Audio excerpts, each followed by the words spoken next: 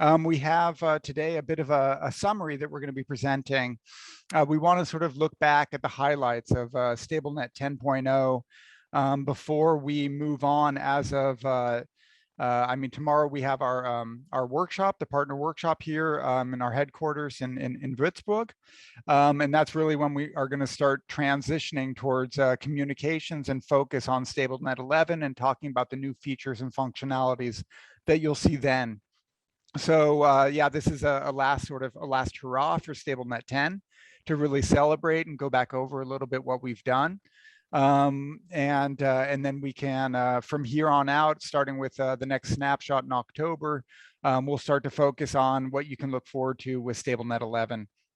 And with that, I will hand it off to my colleagues, Dr. David Huck and Robert Shaw, to sort of go through. We'll just use our landing page for StableNet 10 and to look at sort of some of the features, some of the videos that we've uploaded, go through that, just sort of recapitulate what it was that we introduced as a new feature. And then at the end, we'll have a quick summary, and we'll talk about what we have in store. And with that, I will hand it off to Robert and David. Okay, I take the first part. Thank you, David. Of course. If you don't mind, can you switch the website to the release 10, please? There we go. Okay, wonderful. And scroll a little bit up if you would. Yeah, thank you very much. So StableNet 10, there was a lot of work that went into the graphical user interface and some usability improvements. And one of the most wanted features were the customizable monitor thresholds that we introduced. So what are the multiple monitor thresholds? So this, if you put up a monitor, there was always an upper and a lower and an upper threshold.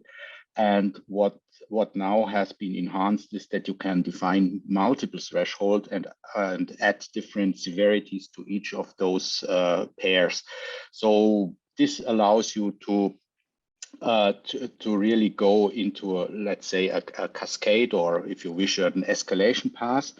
And in this video, we demonstrated a disk storage monitoring example where just the disk had different storage patterns, so how much disk capacity is used, and the various monitors and the severities were assigned to that. And this allowed to monitor how full actually the disk on this demo computer gets, and when then the warnings, informations, and alarms are issued. And then we demonstrated also if you are not putting that up manually like in the demo, so you would use our powerful XML discovery, how the syntax is and how the monitor override feature is used in there, how you define these various ranges, how you associate the severities to that, and the overall severity if none of these given ranges would match, so that you have always a defined state. So this was the multiple monitor threshold feature that we introduced. Then the next one is just a very, very small teaser about an optimized menu bar, so that you can find topics that you where you have queries on more easily in the search menu. But what is more important, and unfortunately not in this small teaser, is that we have aligned our whole use case strategy and the graphical user interface, the menu bar there in so that this is getting totally consistent. So we have the 4 use case pillars there with discovery, inventory, network management, fault management, and performance and service. And this is the same menu structure that we have now introduced in StableNet 10, so that the use cases we bring out, the features we have, and the workflows are getting consistent in the product. And then finally, we had in this section, we had also tutorial. Tutorial is a little bit different from a snapshot because it goes more into detail. And in this tutorial, which I can highly recommend, is a step-by-step setup how you configure end of X, as we call it, so end of sales, end of life, end of service for devices, modules, and software. And this is what we offer as a service, so that it's possible to get this information through InfoSim for the two key equipment vendors, Cisco and Juniper.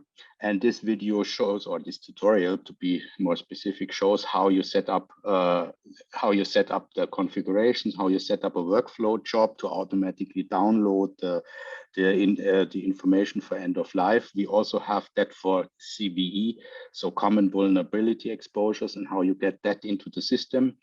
Therein, we demonstrated how the reporting for end of X works in the group analyzer, and how you also can create your own end of X records for other suppliers that we are not offering as a service. And finally, we created a backup and a policy check job in this video so that you can validate the CVEs in the deployed network elements and handle policy violations. We also showed how to configure a job execution status monitor, so that you have the guarantee that everything that is set up is also constantly running, and that the whole functionality is up. I think with that tutorial, everybody is able to configure this service in his StableNet installation on his own. And with that, I hand over to David Hock. Thank you, Robert. So there was one addition also in the API space, which I'll not cover today specifically. I'll more focus on that module enhancements coming next. So in the module enhancement space, there were several larger improvements in release 10, and I'm just giving a short selection here of some topics. So first topic I want to select is the weather maps topic. We had different things here. I actually had two webinars, two Snapshot series webinars that I gave in the last 12 months on that. In the first weather map webinar, I was rather moving high level, showing general new functionality like the node and link statistics that have been significantly improved, and that you can now have for both nodes and links. You can have them as tooltips or directly displayed. And it's also possible to it's both possible to configure this by the user interface or on the XML structure. And specifically also with the ranges, you can basically reach a coloring similar to an alarm coloring without having a need of a monitor and an alarm status, but you can just color it according to the value range. As I said, you can also get this in tooltips. In addition, in tooltips, we also now support charts since release 10, end of last year. So this gives you the possibility to put arbitrary analyzer charts, group analyzer charts, category charts, and so on in a tooltip window.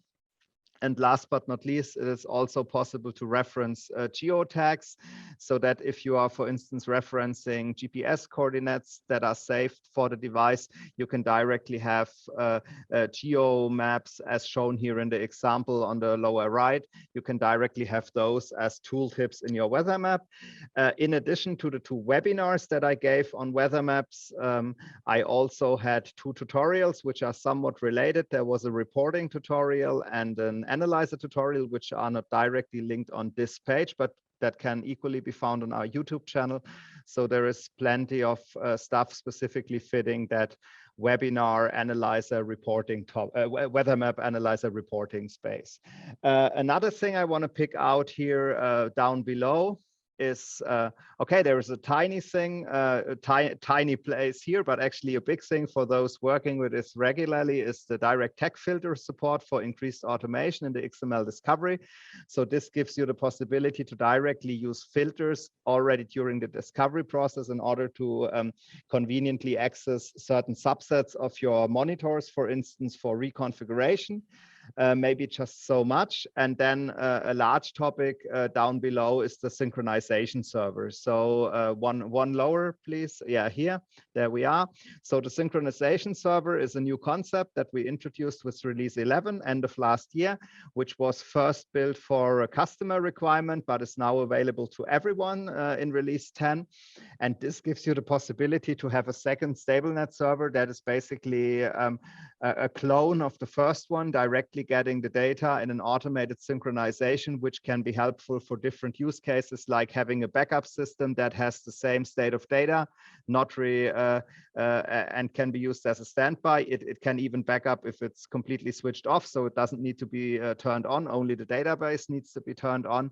You can also use it for a reporting server concept. So for instance, use different data aggregation and keep the data longer. I think this goes too far now for the short summary to provide you more details, but please have a look at the snapshot and you'll find more details. So summing up, the module enhancements have both topics more in the UI space and more in the backend space. And I think there is a lot of material that it's worth looking at. And with that, I'm handing back to Robert. Thank you very much. Thanks, David. So I take the next section, which is the infrastructure piece.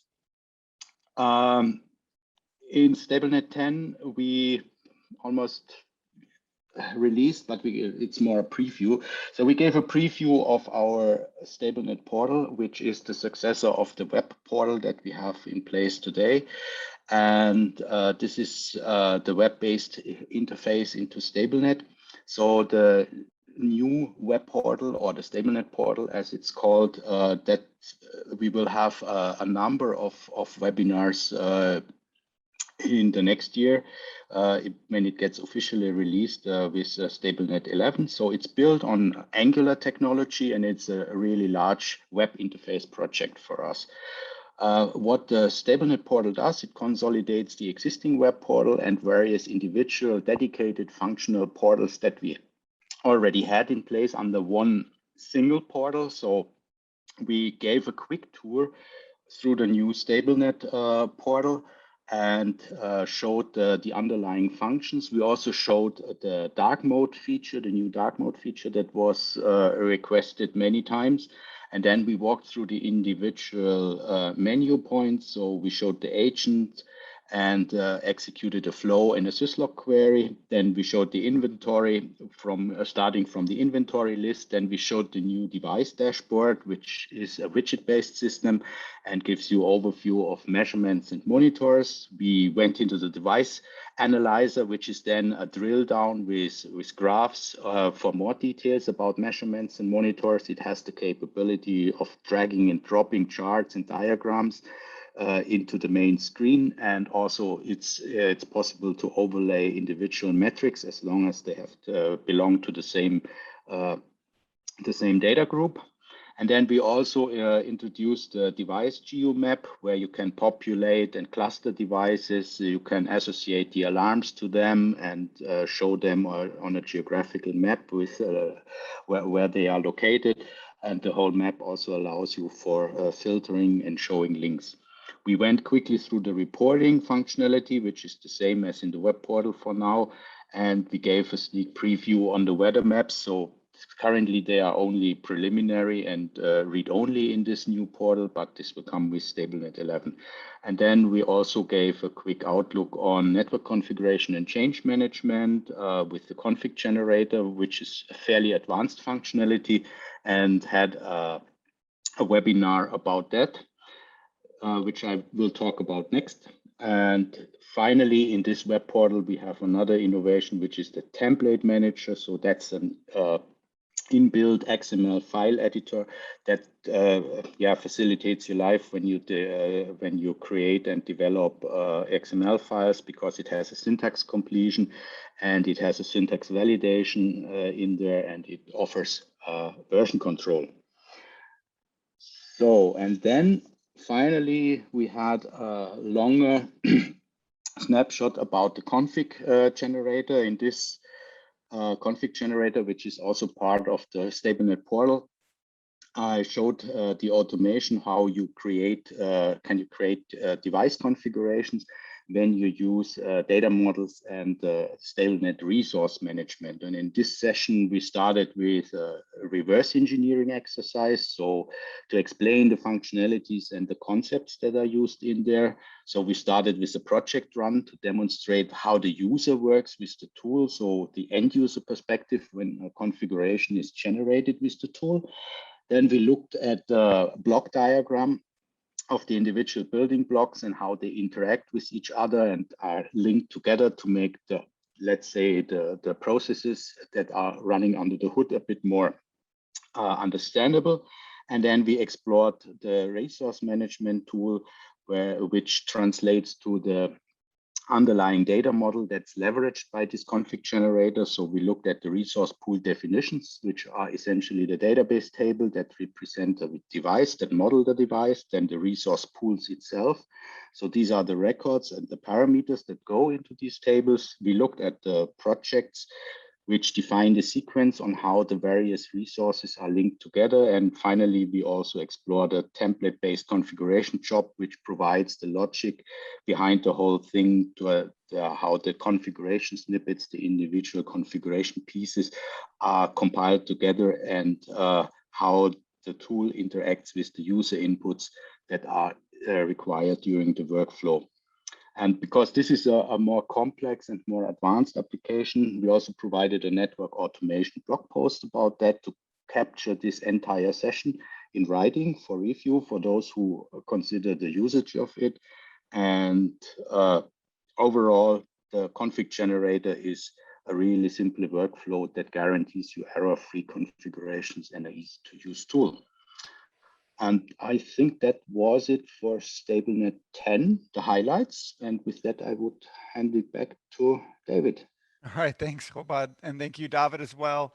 Yeah, so again, this is just, you know, this was one opportunity, I think, to just go back over how we've gotten to this point so far in 2021 before we sort of jump on to the next phase where we start to talk about the next release that will be coming out, the annual release of StableNet 11 that will be out in December.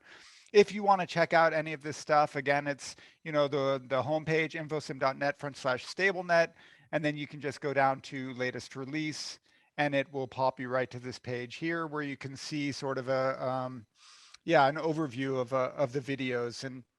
And with that, of course, I would remind you as well, you know, these snapshots are recorded.